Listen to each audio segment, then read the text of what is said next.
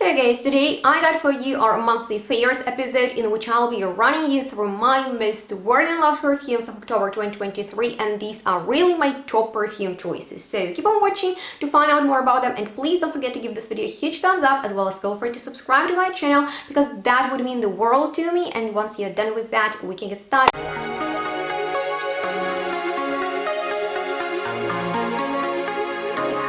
So hello and welcome everyone to today's video, in which my energy is slightly different. That's because the weekend was really tough after the Matthew Perry's death, and I still can't believe it's true. I've been really down and I'm still very bummed. So the week started really tense for me, but I decided just to share with you some great perfumes of the month because October turned out to be amazing in terms of perfume. So let's just roll with it. And the first fragrance I have to share is actually the one I'm very excited about because it has been on my wish list for a long time, and it's my only perfume choices of October, which is Arabians Tonka by Montale, the bottle of which I've been dreaming about for many years because I like its design, and now it's one of my new going out signatures. It's perfect for a night out, and I wore it the other night with Benny as we went to the restaurant. I was dressed in a black dress and sprayed this fragrance quite generously in one of my shorts. So in case you want to have some fun, make sure to check it out. But what I really love about this fragrance is that it captures the DNA of a few popular perfumes like Montale's Intense Cafe that I'm in love with. In here we have this sugary rose scent, kind of like Montale's character is written all over this fragrance, in which we also have a few hints of Baccarat Rouge, but not medicinal and scratchy. In here, saffron is very nice addition to a Middle Eastern composition. So the oak moss and saffron, they bring in something classy and something very recognizable to this perfume that projects well. That's a beast mode fragrance. It's strong, but it is so pleasant to wear. So I think it's great for a night out when you want to smell very mass appealing, you want to get compliments. That's exactly the occasion I'll be wearing it to. So in case you love Montale's perfumes overall and Baccarat Rouge is one of your favorite perfumes, I think you definitely need to check it out because it's kind of like a mix of them, and you don't need to layer those fragrances because it's all in here, and it is quite affordable for a very strong, well-performing, long-lasting niche perfume. So I'm very glad that it's in my collection, just as this fragrance Là La by Teo Cabanel, which is a complete opposite because it's this beautiful, very modern, light type of fragrance that is musky, that is clean, that is very effortless. So it is quite luminous, but despite the fact it is so comforting and cozy, really clean, kind of like your skin but better. It is extremely long lasting. It performs so well, it projects all day, it gives you like this very soft sillage. The opening is a little bit sharp though because there is note of saffron like in the previous perfume, and also some hazelnuts. I like that nuttiness that is coming from them. It doesn't smell bitter nor dirty, but it just gives the fragrance amazing texture. There is also orris, sandalwood, white musk, tonka bean, tobacco, so it is a very textural, a little bit powdery, woody, at the same time clean and slightly spicy fragrance that will make an amazing everyday type of perfume that you can throw on you in the morning. At least that's how I wear it because it also suits work environment. So I absolutely love this fragrance for the performance and also for the carefree vibe that it has, and it has been one of my go-tos this month, especially when I wake up and I really want that very comforting and cozy feeling. So I highly recommend you to get that fragrance just in case you're looking for something in that style. The other perfume I was so happy to wear is Mad Tea Party by Le Frog. This is actually the beautiful Polish Spanish brand that I had a pleasure to discover in October, and let me know if you're interested in my brand overview. But this fragrance caught my attention because there are really cool notes in here, and of course we have black tea in this composition that's kind of the star of the show, but it is so buttery smooth and at the same time sourish, kind of like with a bitter smoky aftertaste that is so unique. There is actual note of milk with iris butter, cassis, and I guess that's where this interesting sour note is coming from. A little bit of whiskey, maybe that's for the smoky part, and cacao with toffee that are actually not that sweet. I get like a very dark brew of black tea, so it's a very strong perfume. It projects amazingly. It is super long lasting. I'm talking about all day long, and it's so creative. I haven't smelled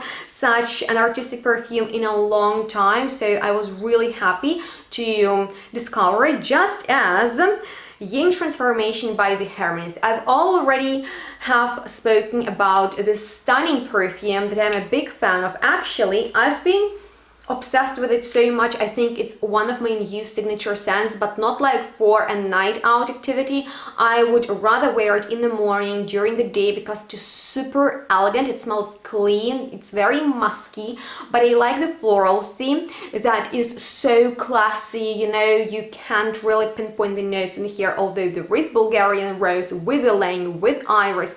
It's more than that. You can't really tell what flowers are in here, but they are so musky, they're so intense, and yet not too opulent. So I really like how universal this fragrance is. I can wear it to work equally as much as I can wear it on a day off, and I like this very cool, powdery, almost metallic touch that is coming from almond in here. Overall, I'm really obsessed with the way it performs and how well it evolves on my skin. The sillage of it is just really mind-blowing, drives me crazy in a good way, so I love it to death. And it's also a very versatile perfume that you can wear all year long. So just in case you like musky fragrances and you're looking for something modern yet very classy, I would really recommend you this one. I was so happy to discover it, and since not many people talk about it, I really wanted to put it on your radar, especially because this is a great brand overall. But with that being said, great brand is also Bon Parfumeur, and their new release 603 is Fall Essence in a bottle. To me personally, it is one of my most worn fall perfumes and probably one of the biggest loves of October. I just love to wear it out when I'm going to the Ukrainian demonstrations and we are standing in the fresh air. I just love the spiciness. It's kind of like a gorgeous, very voluminous perfume that's super aromatic. It has something clean and mysterious to it at the same time.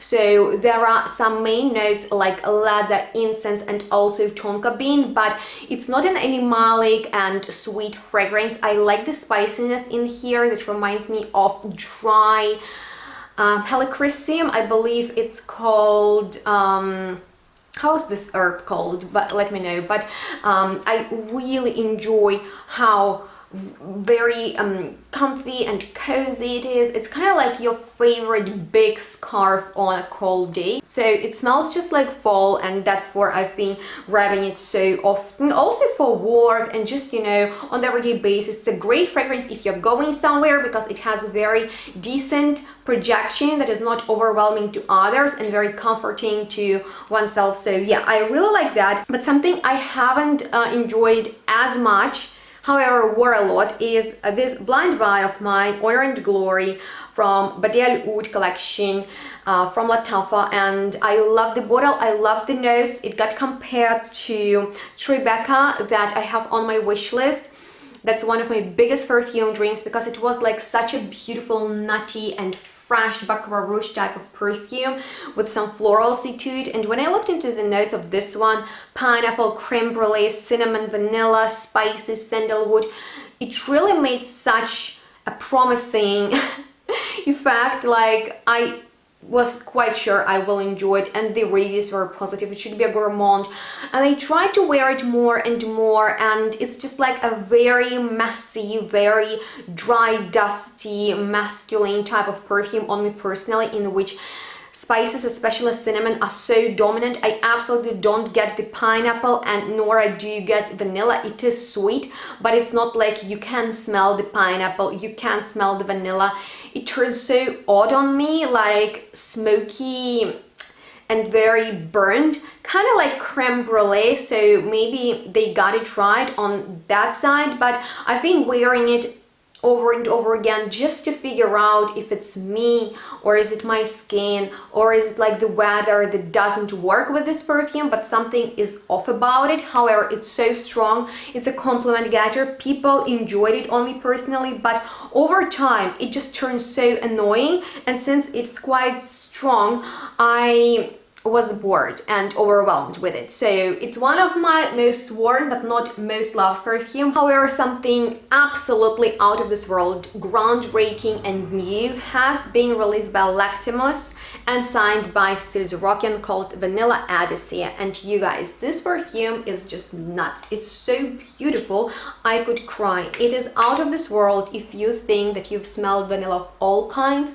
you need to get your nose on this one. It is one of the most complex perfumes I've ever experienced, not just on vanilla terms, but oh my god, this is such a beautiful, delicious, expensive, truly niche smelling perfume that will definitely take you on this adventurous journey in which you will experience beautiful, mysterious citruses. They're kind of wintry, a little bit powdery and juicy, so juicy. I love how bright this vanilla is, and at the same time it has something orientalish, something mysterious to it. I even get a rose note that smells like bubblegum to me, and probably it's just my imagination, but I absolutely love how the spices are balanced in florals, and they on their side are really, you know, just surrounded by the woods, the vanilla, the patchouli. Oh, this perfume just screams high class, high society, glamorous makeup, very beautiful clothing. Oh my god, it's not just like a vanilla perfume. It is one of the most beautiful and at the same time easy to wear niche fragrances, because sometimes they are too special, and this one doesn't have that heavy feeling to it, if you know what I'm talking about. So I absolutely loved to wear it for myself or if I'm going out, because it made me feel really good, and I feel like that confident feeling is very important, because it doesn't matter which fragrance you wear, if you do it with confidence, then you will definitely get compliments for it. And it's a safe oversprayer, super strong, you don't need much, but if you apply more, it's gonna be even prettier. So I would highly recommend you to get your nose on this perfume if you love vanilla, if you love Cécile work, if you love this brand, or you're looking for a new, absolutely mind-blowing, out of this world, groundbreaking niche perfume that smells super expensive and one of a kind. So yeah, you can definitely tell I am super excited about this fragrance, and I'll definitely wear it into the winter. So that's amazing vanilla that is not too sweet. But speaking of vanillas, I've discovered this new vanilla collection by Zara, and my favorite turned out to be Supreme Vanilla that I got in bigger bottle. The rest is in smaller sizes, and it's such an interesting sugary vanilla with something bitter, almost earthy in the opening. So it's a little bit animalic. I guess it is from the Inca court in there, but it is just so interesting and unusual. If you think that vanilla perfumes are boring, you definitely need to try this out, or this collection overall. It's worth your attention, especially because these fragrances are similar to some other popular perfumes out there, and in case you need more details about them, definitely check out my review. But yeah, I love Supreme Vanilla. I like the darkness around this vanilla and also the sugary part. So it smells really sweet, almost syrupy, but it is really contrasted by the darkness. So that's a very interesting vanilla perfume for layering, for wearing on its own, for, you know, days when I want something very surprising, unusual, and just different. But I've discovered something that I can't stop wearing, and I'm talking about every day I leave the house. It is sitting right next to the door, and I just make, you know, a few spritzes here and there, and I'm like, dang, this Rare Tiffany by Afnan that comes in an absolutely stunning bottle. By the way, in case you want to see me unboxing it, I've posted that in another video, and all the helpful information will be linked for you down below. But this is the juiciest, the freshest, the most elegant perfume that reminds me of the times when I was a little girl and fragrances used to be so pretty and beautiful, just chic. It smells extremely feminine. We have flowers, musk, woods, sweets in here, but it is just juicy, creamy, smooth. And I love how it makes me feel. It's not the most long-lasting perfume, which is a pity, but for the first few hours, just like this very mesmerizing aura that it creates around you, putting you in a very fresh, juicy, creamy, powdery bubble is phenomenal. So it was like a huge discovery for me, just as this new release by Tiziana Terenzi that is called Riviera. And you guys, when I first tried it, I didn't know the notes, but I recognized Terenzi's signature, so it's definitely fragrance in their style. It's bold, it's opulent, it is very Italian. I definitely think of Dolce Vita people, very fashionably dressed and smelling super duper sexy. So I love the freshness in here. We have something citrusy going on, but it is also a little bit sweet, and as it dries down you will get beautiful, almost oudish but light-handed rose with some patchouli, with some vanilla, with even something a little bit aquatic, which is very surprising in such a fragrance. So there is something aquatic and pretty dark. It's not just like a marine salty fragrance. There is some darkness in there, like almost yeah, something seaweedy in a way, but it's not fishy, which is great. So yeah, it's an interesting and surprising perfume that I would recommend for those who are looking for a bold one, yet also a little bit muted, because it's hard to pinpoint the notes in here, and it's very suitable for men and women. So I've been addicted to it a lot.